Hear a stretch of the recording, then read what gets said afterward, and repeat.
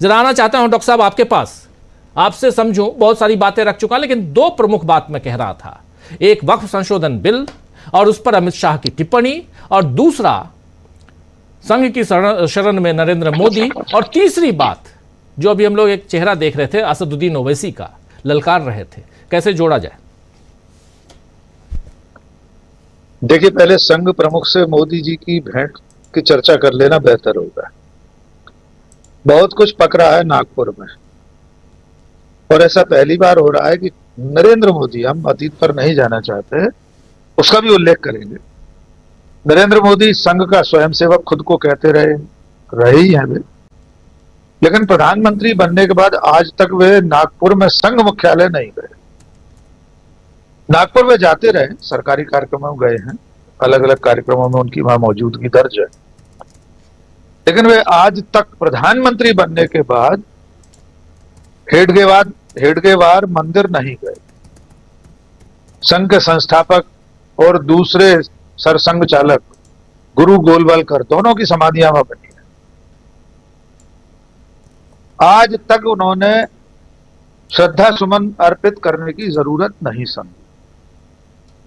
यह कितना महत्वपूर्ण है, इसे जानने के लिए एक तथ्य और बताना चाहता हूं राजीव।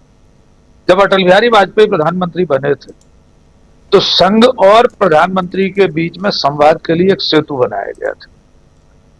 दूसरे नंबर के जो संघ में पदाधिकारी होते हैं, सह कार्यवाह, सह सर कार्यवाह, उनको जो जिम्मेदारी थी कि संघ प्रमुख या संघ की जो मंशा है, उसकी जो इच्छाएं हैं, उसका जो एजेंडा है, वो प्रधानमंत्री तक पहुंचाने का काम सह सर कार्यवाह करेगा। उधर से प्रधानमंत्री जो कुछ कहलवाना चाहते थे उस मुलाकात में बता दिया जाता था, सह सर कार्यवाह संघ प्रमुख को बता देते। 2014 में प्रधानमंत्री बनने के बाद नरेंद्र मोदी ने वो पुल उड़ा दिया, पूरी तरह से ध्वस्त कर दिया जी। उसके बाद से प्रक्रिया ये अपनाई जाने लगी कि संघ को जो कुछ कहना है वो अमित शाह को बता दें, अमित शाह प्रधानमंत्री को बताएंगे, फिर प्रधानमंत्री अमित शाह को जो कहना होगा कहेंगे, अमित शाह फिर संघ तक पहुंचा देंगे। यानी जो संवाद का एक सेतु था वो नरेंद्र मोदी ने पहली फुर्सत में खत्म कर दिया। अब आते संघ प्रमुख से उनकी मुलाकातों का आंकड़ा क्या कहता है। 2014 में सरकार बनने के बाद सिर्फ एक बार संघ प्रमुख से उनकी मुलाकात औपचारिक रूप से व्यक्तिशः हुई है, मध्य प्रदेश भवन में दिल्ली में। संघ और बीजेपी की एक समन्वय समिति की बैठक थी, उसमें तमाम सारे मंत्री, जिसमें अरुण जेटली, सुषमा स्वराज, ये सब जो उस समय महत्वपूर्ण पदाधिकारी थे, प्रधानमंत्री के साथ मिले थे। 2 या 3 दिन वो बैठक चली थी। उसके बाद अत्यंत महत्वपूर्ण अवसरों पर भी प्रधानमंत्री ने संघ प्रमुख से व्यक्तिगत मुलाकात नहीं। अयोध्या में 2 बार ऐसा अवसर आया, राम मंदिर के भूमि पूजन और बाद में उसके उद्घाटन के समय।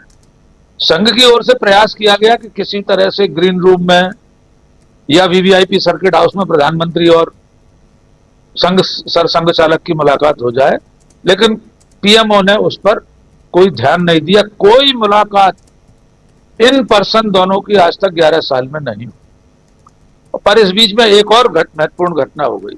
2024 के लोकसभा चुनाव से पहले एक अंग्रेजी अखबार को इंटरव्यू में जेपी नड्डा ने कह दिया कि जब पार्टी सक्षम नहीं थी तब उसे संघ की जरूरत पड़ती थी, अब भारतीय जनता पार्टी स्वयं में सक्षम है, आत्मनिर्भर है, अब उसे किसी की जरूरत नहीं। उसके बाद क्या हुआ, नतीजे हमने देख लिए, 240 पर सिमट गए जी। तो मेरी नजर में जो 3 घटनाएं आपने बताई हैं, उनमें बहुत महत्वपूर्ण घटना है नरेंद्र मोदी और डॉक्टर मोहन भागवत की मुलाकात। और इसमें एक और महत्वपूर्ण विषय शामिल है। भारतीय जनता पार्टी के गठन के बाद से पहली बार ऐसा हो रहा है कि पार्टी के राष्ट्रीय अध्यक्ष का चुनाव या मनोनयन, चुनाव तो खैर क्या होता है बीजेपी में, कभी नहीं होता, वो 9 महीने से नहीं हो पा रहा। इतना विलंब क्यों हो रहा है, इसके पीछे संघ की अपनी एक मर्जी है, संघ के तेवर हैं, और पहली बार नरेंद्र मोदी संघ के सामने झुकते हुए दिखाई दे रहे हैं। वरना अपनी मर्जी से मोदी और शाह जो फैसला कर लेते थे तो पार्टी मान लेती थी। जेपी नड्डा का कार्यकाल बढ़ा दिया गया 2 बार, दूसरी बार का भी कार्यकाल खत्म हो गया। तो उनको वैसे ही तदर्थ अध्यक्ष रखा गया, तब भी संघ प्रमुख की राय नहीं ली गई। तो मैं समझता हूं कल हमें नजर रखना चाहिए कि नागपुर में उनकी मुलाकात के बाद क्या छनकर बाहर आता। यद्यपि सामने एकदम तो कुछ नहीं आएगा। अब आते हैं वक्फ मुद्दे पर। असदुद्दीन ओवैसी ने जिन लोगों को आगाह किया है, वे चारों नेता, वे पार्टियां अल्पसंख्यकों के बिना अपनी राजनीति नहीं चला पाए। वे इस खतरे को जानते हैं। चंद्रबाबू नायडू हो, नीतीश कुमार हो, चिराग पासवान हो, जयंत चौधरी हो, इनमें से दो लोगों ने किंतु परंतु के साथ थोड़ी सी ऐसी बात कही है। चिराग पासवान ने एक टीवी चैनल को इंटरव्यू में कहा है कि ये मुद्दे नहीं है नमाज पढ़ने वाली बातों को लेकर, और दूसरा जॉर्ज ऑरवेल के उपन्यास के बहाने जयंत चौधरी ने एक प्रतीकात्मक हमला किया है कि जिस तरह से मुसलमानों को छत पर नमाज पढ़ने से रोका जा रहा है, सड़कों पर नमाज पढ़ी जाएगी तो पासपोर्ट रद्द कर देंगे, ड्राइविंग लाइसेंस रद्द कर देंगे। किस कानून में लिखा है राजीव जी? तो मुझे लग रहा है अब आने वाले दिन धीरे धीरे बीजेपी और मोदी के लिए कठिन होने वाले हैं। ये चुनौतियां आसान नहीं है। इनमें से एक भी बैसाखी अगर सरक गई तो भरभरा कर दिल्ली का किला ढह जाए। जी राजीव जी, बिल्कुल बिल्कुल, एक भी बैसाखी। और यही बात यहाँ असल चुनौतियों की बात हम कर रहे हैं। और सबसे बड़ी चीज कि बिहार को देखा जाए या चंद्रबाबू नायडू की राजनीति में अब नायडू को थोड़ा बहुत सुगबुगाहट उनके पास भी देख रहे हैं हम, और खासकर वक्फ बिल को लेकर हम लोग देख रहे हैं। कैसे देखा जाए यहाँ अगर बिहार जीतना है बीजेपी को, तो बीजेपी यहाँ पर खुद कितनी मजबूत दिखाई देती है। बीजेपी के साथ ही जो हैं नीतीश कुमार, वो आज की तारीख में कितने मजबूत दिखाई देते हैं। क्या 2020 और 2025 में कोई फर्क नहीं पड़ा है? चुनौतियां कितनी हैं जरा आपके नजर से? देखिए राजीव जी, 2020 से 25 तक तो बहुत अंतर आ चुका है। नीतीश कुमार की अपनी व्यक्तिगत छवि में कई तरह के दाग लग चुके हैं। दल बदल का जो मामला है, उनका बार बार अपने संगी साथियों को छोड़ना, उनकी शारीरिक और मानसिक दशा को लेकर भी कई सवाल उठते रहते हैं। बीजेपी के लिए चुनौती यह है कि नीतीश कुमार को साथ रखकर चुनाव लड़ना है या उनके बिना लड़ना। बिहार में मुसलमानों के बिना चुनाव लड़ना भी संभव नहीं। तेजस्वी यादव, कांग्रेस का गठबंधन, लालू प्रसाद यादव, उनकी पार्टी और कांग्रेस का गठबंधन, एक चुनौती उनके सामने है। अभी जो ईद पर सौगातें मोदी बट रही है, उसको भी लोग इस नजर से देख रहे हैं कि बिहार का चुनाव मोदी की नजर में है।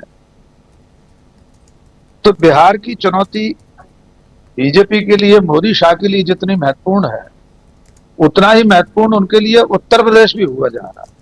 मैं एक ताजा अपडेट जोड़ना चाह रहा हूं। योगी आदित्यनाथ भविष्य के प्रधानमंत्री पद का दावेदार बनने के लिए क्या कुछ नहीं कर गुजर रहे, उसका एक नजारा और आज पेश आया। आज उन्होंने सभी जनपद अधिकारियों की बैठक ली थी, या वरिष्ठ अधिकारियों की। उसमें निर्देश दिया है सारे जनपद के अधिकारियों को कि रामनवमी के दिन 5 अप्रैल से सभी जनपदों में अखंड रामचरितमानस का पाठ किया जाएगा। अखंड रामायण जिसको कहते हैं, 5 को शुरू होगी, 6 अप्रैल को उसका समापन होगा। 24 घंटे रामनवमी पर बिजली की सप्लाई होगी। मीट की दुकानों पर पाबंदी का निर्देश दिया गया है। यद्यपि शराब की दुकानों पर पाबंदी का निर्देश नहीं है उसमें। आप योगी आदित्यनाथ का पूरा ट्विटर हैंडल चेक कर लीजिए। गुजरात में मुख्यमंत्री रहे नरेंद्र मोदी, मुझे याद नहीं उन्होंने कभी इस तरह का कोई निर्देश दिया हो। तो योगी आदित्यनाथ भी आने वाले दिनों में एक चुनौती बन रहे।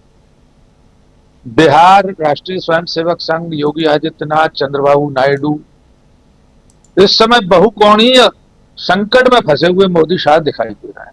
मैं श्रवण जी की इस बात से बिल्कुल सहमत हूं, 100% सहमत हूं कि संघ और नरेंद्र मोदी, मोदी शाह और नरेंद्र मोदी पार्टी की बात ही नहीं कर रहे। यहां तो व्यक्ति का खेल है। वैसे भी बीजेपी में कोई ऐसा सांगठनिक ढांचा तो बचा नहीं है कि जहां कोई सामूहिक निर्णय होता हो, वहां कोई सामूहिक निर्णय लेकर राष्ट्रीय अध्यक्ष का नाम तय करे, फिर वो संघ को बता दे। ये सब नहीं होना। ये व्यक्तियों के टकराव का विषय है, पर यह टकराव उस सीमा तक नहीं जाएगा। उसकी एक वजह यह भी है कि आखिर संघ चाहता क्या है। संघ जो कुछ चाहता है, हिंदू राष्ट्र की लड़ाई चाहता है, हिंदू राष्ट्र बनाने के लिए जो कुछ करना चाहिए, समाज में जो घृणा की राजनीति होनी चाहिए, जो भी हो रहा है इस वक्त उत्तर प्रदेश में, जो हो रहा है पूरे देश में जो हो रहा है, वो तो संघ यही चाहता है। मोदी, शाह, योगी आदित्यनाथ, पूरी सरकार वो सब होने दे रही है।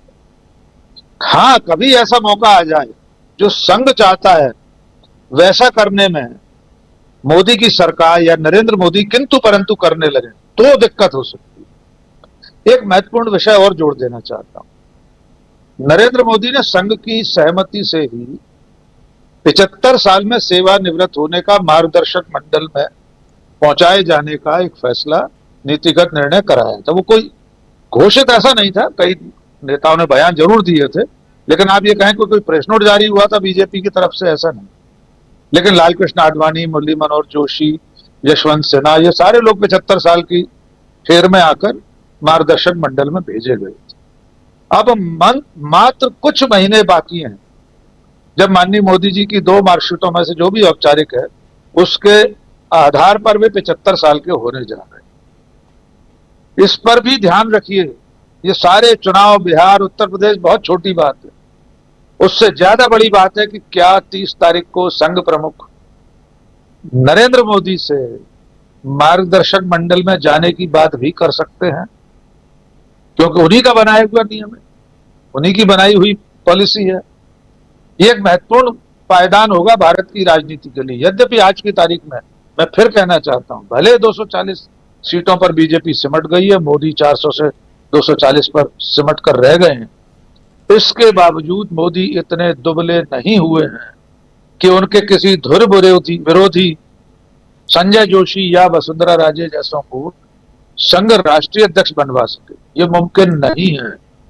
यद्यपि होने को कुछ भी हो सकता है, लेकिन मोदी इतने कमजोर अभी नहीं। तो मुझे ऐसा लगता है बहुत खुलकर कोई संघर्ष, कोई रार तकरार संघ और मोदी की कल के बाद भी सामने नहीं आने वाली। किसी समझौता कैंडिडेट पर एक राय हो जाएगा और उसके बाद जैसा अभी तक चलता आया है, मोदी शाह की मनमर्जी से सरकार भी चलेगी और संगठन भी चलेगा। अभी इसमें बड़े बदलाव के लिए जोखिम लेने का साहस संघ को जुटाना पड़ेगा। पार्टी के भीतर किसी की दम नहीं है। अगर किसी एक में भी इतनी दम होती, किसी का जमीर जिंदा होता, तो वो इतना जरूर पूछता कि आज तक बीजेपी संसदीय दल की बैठक ही नहीं हुई, नरेंद्र मोदी को नेता किसने चुना बीजेपी के सांसदों का। लेकिन आप उम्मीद करें कि इस वक्त 240 सांसदों में से किसी की रीढ़ की हड्डी बाकी होगी और वो किसी बैठक में ये कह पाएगा, ये नामुमकिन है। जी राजीव जी जी।